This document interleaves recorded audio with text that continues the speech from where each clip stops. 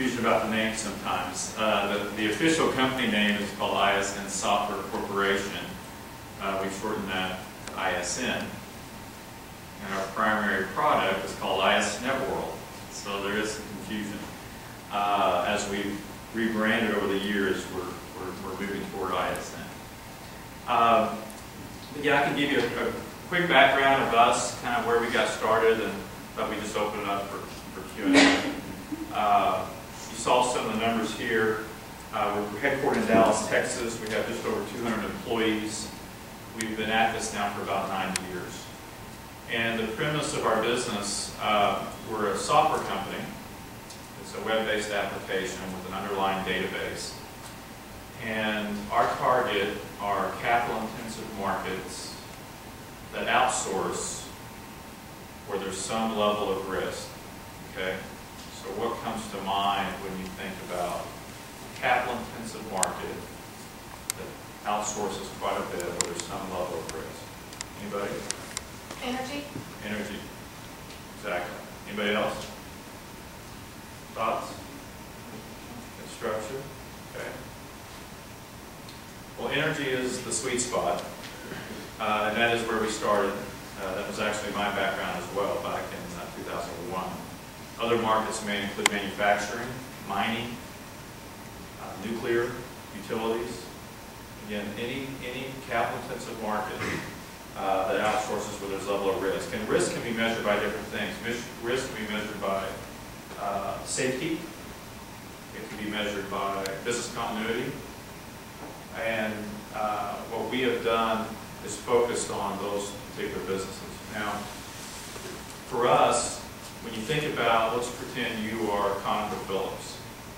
And if you're ConocoPhillips and you have a drilling project, okay, out in western Oklahoma, and you want to hire several different services companies to support this project, okay? So you need to hire a surveying company, you need to hire a drilling company, you may have to hire several groups of engineers, you may also need to hire fracking companies, et cetera, et cetera. What would you want to know about these companies before you hire them? Reliable. What was that? Reliable. Are they reliable? Track record. Sorry? Track record. Their track record? Good. Are they insured? Good one. Are all their employees certified? Are their employees certified or properly trained to perform the work? Good. OSU certifications, very good. All these things that you mentioned are primary metrics that if you were ConocoPhillips, you would want to know who's stepping foot on your property. Not only for the for the project itself, the success of that project, but for their safety and for your own employee safety. Okay? So within our software, within the database, there are two sides of the database. One being contractor information. Part of it is self-reported by the contractors. Part of it is verified by us and third parties. And on the other side of the database in the software is ConocoPhillips looking in with a huge dashboard on each one of those services companies that lists those things that you just mentioned. Are they insured to our level? Do they have the OSHA standards? What is their fatality rate over the last 10 years? Are their people trained? What is their work history and their reliability? Those are the items. It could even extend on to drug and alcohol background checks of these employees in the company. It could be sustainability. It could be social responsibility. Anything that you may want to know about that company before you hire them. It's one thing to hire a company to come into your home and fix the plumbing, but it's another to hire a company to come out to a drilling project or into a nuclear facility or into a refinery without knowing those crucial details. Because you can imagine if something goes wrong, people could get hurt, people could die, and on the business side, the continuity side, that could be shut down, that could cost millions and millions of dollars per day. Okay?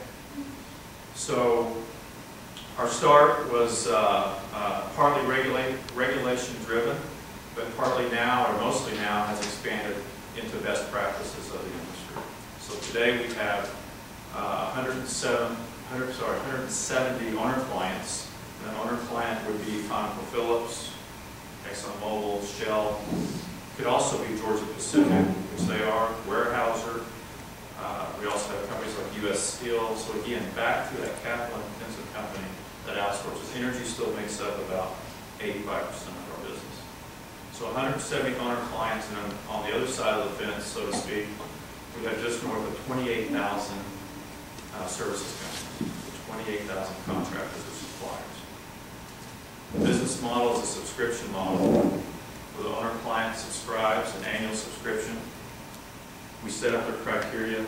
They go through the process. We help them identify, and then they maintain the subscription, along with actually a lot of our help, right, Eric? So Erica Tyler was an intern with us last year, and I'm proud to say she's going to start working with us in May of next year. On the contractor side, they also pay an annual subscription, and their fee's based on the size of their company. So you can imagine if you're a services company, you may want to sign up, but most likely you signed up because you have to sign up. Okay. ConocoPhillips or ExxonMobil or what have you are putting the directive in the requirement to submit this information to go through the process. Okay. So that's a short summary. Again, we're based in Dallas. We have a subsidiary in Canada. So we have an office in Calgary. We have a subsidiary in Australia, an office in Sydney, a subsidiary in the UK. We're opening an office in London 1st of January. And we also have an office we just started in Los Angeles. Okay. Most of the people are in Dallas. The back office is still primarily done in Dallas. Those offices are typically sales or account management offices. So I'll open it up to questions. I think you've got kind of a framework there, but you can ask me anything you want. I don't have to answer that. Okay, I'll try. Yes, go ahead. So in your business, basically, a lot rides on the credibility you have as a provider of this information. So when you were first starting, what strategies did you use to establish that credibility? Yeah, that's a good question. We were just talking about that earlier. It's our chairman, Bill Addy, and myself, really, we got this company off the ground, and everyone told us no one, especially the scope of Shell or ExxonMobil, is going to trust you guys to capture and maintain this data. Part of it is perseverance. Part of it is luck. Because when we had started, we had a very good product, we felt. It wasn't too complex. It was very good. But there was a regulatory driver. So part of it was the right timing, within the pipeline industry. And in a way, they didn't have a choice. And what I mean by that, they were looking for options. And we had come in, embedded ourselves within their consortiums. So we were right next to these folks, the engineers, the safety engineers, the drilling managers. And when they barked, we responded. And by embedding ourselves, they felt that I think they could trust us. Now, that wasn't overnight. We embedded ourselves with them for about 9 months, 12 months, before they finally said, okay, we're going to give you a shot. And because our subscriptions are annual, we got to perform. We can't let up. And they liked that because there wasn't a long-term commitment. They felt they could make a change. Right. With like a lot of startups, that the failure rate is pretty high. So what were your, I guess, tactics, and what were your disciplinary approaches on first gaining credibility and making the business pretty much launch into the success it is today? There's the have-to-haves and the nice-to-haves. And early on, I think you have to ask yourself, which are the two for you? For us, it was not having a big, nice office. Because most of the time, we were at our clients' offices. Our first office, we actually sublet from our co-location facility, and we were over this old restaurant called the Butcher Shop. It's down the west end in Dallas. And every day at 3:30, they start warming up the grill and burn off the fat from the night before, and it would come up through the ceiling. And so we always knew when the butcher shop was starting, but it was cheap. And it was not something that we would bring clients into. That's just an example. But I think it comes down to, what's crucial to your company. What is going to bottom line take you to the next level and move you into your problem? And what was that for your company? What's that? What was the crucial elements? Yeah, I think for us, we're a software and a service, right? So we had to have key software engineers. And we had to have the tools to help us build and maintain that software. That's the engine. And then we had to have the quality people to service. And I was picking up the phone. Bill was picking up the phone. People think you need to hire all these people to do that. No, you need to do that. You're the one driving the business. And for the first 2 years, that's all we did. And then when we brought one person onto the company, it was a huge dilemma. So we just focused on the software, focused on servicing the clients, and then when we figured out a model. And for us, it was targeting at a minimum $200,000 of revenue per employee per year. So every person on the payroll had to produce at least $200,000 in revenue, or we couldn't handle it. So that was the dilemma with that? Well, that was the solution. The dilemma was just staying afloat. But being a subscription model, it's so early days, and then it's just like the airplane that barely makes it over the treetops. And once we made it over the treetops, that's when we figured out $200,000 a year model, and we went with that. But there's lots of days that we didn't know what was going to happen. I think for us, after we went to the first platform, what's next was always the dilemma. And I would say still today is the dilemma. What's next? What's our next offering? What's the next market? What's the next geography? Yeah. At what point does corporate culture become paramount in your decisions?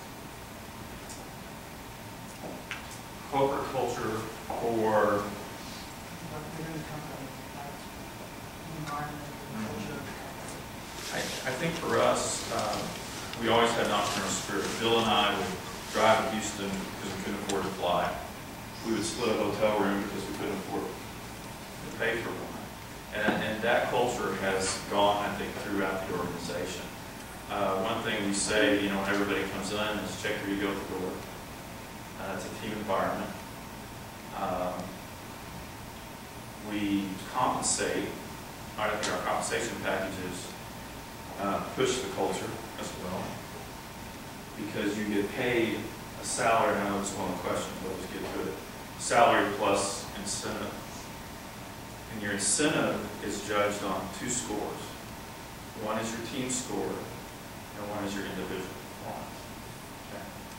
You get a 1, 2, or 3 for each. 1 above expectations, 2 median expectations, and 3 below. So someone could get their salary, but they could also, and then they get their incentive. They might make a 2+ or a 1 on individual score, but they might be a 3- on their team, which is not going to function long term with our culture. And the needs of our business, we have to gain capital to work with the clients. The culture is very important to us. Eric, I'm going to ask you to comment on that, just from what you saw. I guess from an employee standpoint, it's a great company to work for. I'm obviously going to say wonderful things, but it's a team environment. You're always doing something with other people at all times. A cool thing within the company is how many people are in the headquarters office? 180. 180. The only two people who actually have offices with doors are Joe and Bill. And so everyone is right there out there waiting